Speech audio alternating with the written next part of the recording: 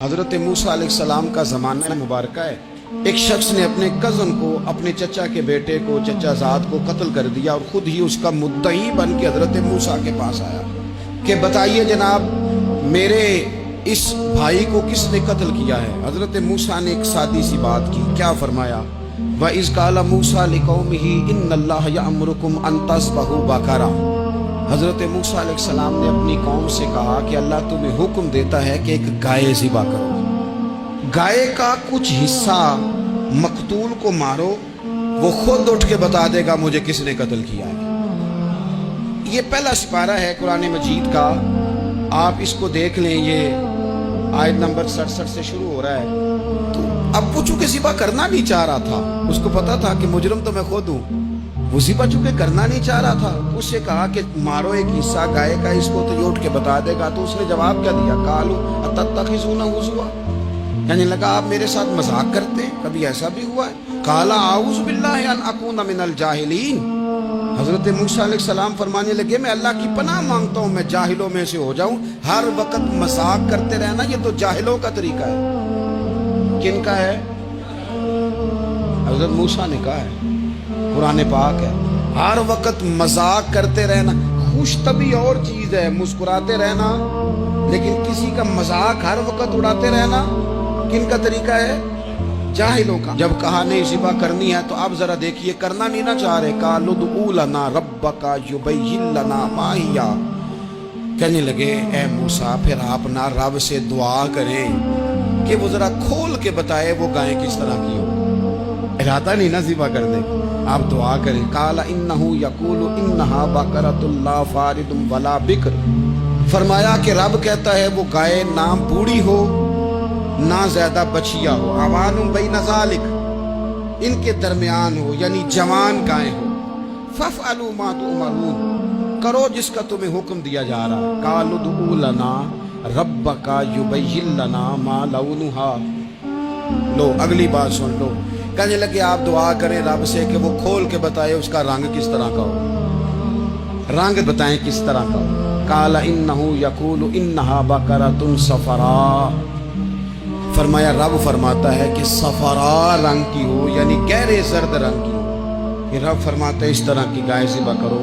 فاقع لونھا تسر الناظرین، اور جب کوئی اسے دیکھے تو اسے اچھا بھی لگے، آنکھوں کو اچھی لگے وہ گائے، اس طرح کی گائیں ذبح کرو۔ لو اتنی باتیں بتا دی۔ قالوا ادع لنا ربک یبین لنا ما ہی، کہنے لگے نہیں آپ پھر دعا کریں اللہ ذرا کھول کے بتائے گائیں کس طرح کی ہو۔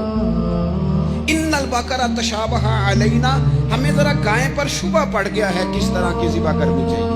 وَإِنَّا إِنشَاءَ لَمُهْتَدُونَ، اگر اللہ نے چاہا تو ضرور ہم ہدایت پا جائیں گے۔ پھر اللہ تعالیٰ نے فرمایا کہ قال انہ یقول انہا بقرۃ لا ذلول تثیر الارض، گائیں اس طرح کی ہو کہ وہ کبھی کھیتی میں نہ چلائی گئی ہو، یعنی اس کو کبھی کام نہ اس سے لیا گیا ہو۔ بیل کو لوگ لگاتے تھے نا، جو کام آج ٹریکٹر سے لیا جاتا ہے وہ گائے بیل سے لیا جاتا تھا، تو وہ کھیتی باڑی کے کام نہ اس کو لگایا گیا ہو۔ ولا تسقی الحرث، اور نہ اس سے پانی نکالا گیا ہو، نہ کھیت چلانے ہل چلانے میں لگائی گئی ہو، اور وہ جو کنواں ہوتا تھا جس کے گرد گائیں گھومتی تھی، تو کہا وہ بھی کام اس نے نہ کیا ہو گائے نے۔ مسلمۃ لا شیۃ فیہا، وہ ہر عیب سے پاک ہونی چاہیے۔ قالوا الآن جئت بالحق، اب کہنے لگے اب آپ صحیح بات لے کے آئے، اب سوال ختم ہو گئے نا، کہنے لگے اب آپ بات فذبحوہا، انہوں نے ذبح کر دی۔ وما کادوا یفعلون، پر ایسا کرتے نظر آتے، لگتا نہیں تھا کریں گے ذبح پر ذبح۔ اچھا یہ گائیں پھر ملی کیسے؟ امام خازن کہتے ہیں کہ ایک نیک آدمی تھا، تو اس کا آخری وقت آ گیا تو اس کے پاس جو کل جمع پونجی تھی وہ ایک بچیا تھی، گائیں کی بچی، بچیا ویڑی، اس کے پاس وہ ایک بچیا تھی صرف۔ تو اس نے اس طرح کیا کہ اس کی گردن پر ایک مہر لگائی، اللہ کے نام پر بطور امانت اس نے اس کو جنگل میں چھوڑا، کہا یا اللہ میرا بیٹا ایک ہی ہے وہ بھی چھوٹا ہے، اس کی حفاظت کرنا اور میرے بیٹے کو پہنچا دینا۔ بچہ بالغ ہو گیا، اس کی ماں نے کہا بیٹا جو امانتیں رب کے پاس رکھوائی جائیں نا ان میں خیانتیں نہیں ہوا کرتی، جا کے جنگل میں آواز دے تیری گائے واپس آ جائے گی۔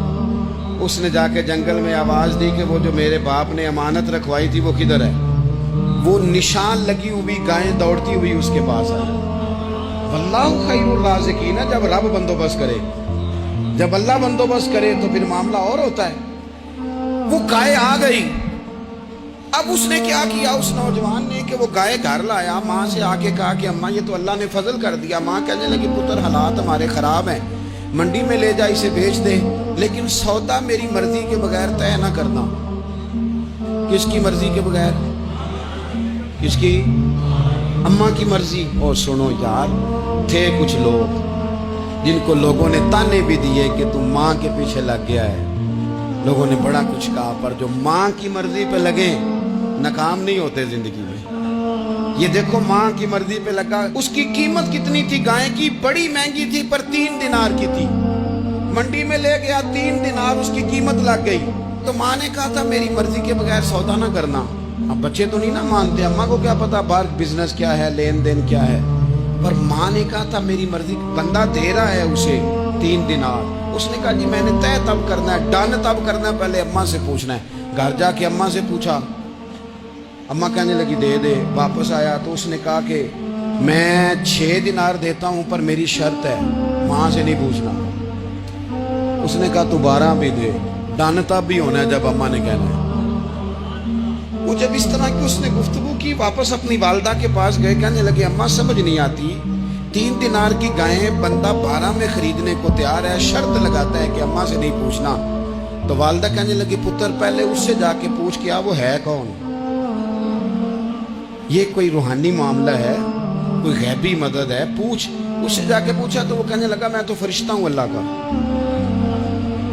تو نے گائیں بیچنی نہیں، اس لیے کہ تیرا باپ بھی نیک ہے، تیری ماں بھی نیک ہے، رب تیرے رزق میں برکت پیدا فرمانا چاہتا ہے۔ ماں باپ نیک ہونا، رزق میں برکت ہو جاتی ہے۔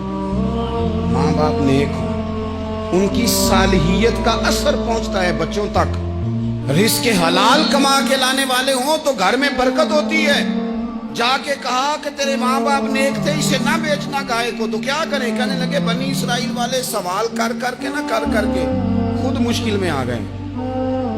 اب وہ ایسی گائے جو جوان بھی ہو، یہاں تو ہر غریب آدمی اپنی گائیں یہاں لگا دیتا ہے، کھیتی باڑی میں یہاں لگا دیتا ہے، کنویں میں پانی نکالنے میں تو یہاں تو ہر ایک کی گائیں، تو ایسی گائیں جس کا رنگ بھی اتنا پیارا ہو، زیادہ بوڑھی زیادہ بچی بھی نہ ہو، اور ابھی تک کھیت میں بھی نہ لگی ہو، وہ سوائے تیرے کہیں نہیں ہے۔ اس نے کہا چل پھر مہربانی کر بتا میں کتنے کو دوں گائیں، اگر وہ آ جائیں تو کتنے کو بیچنی ہے؟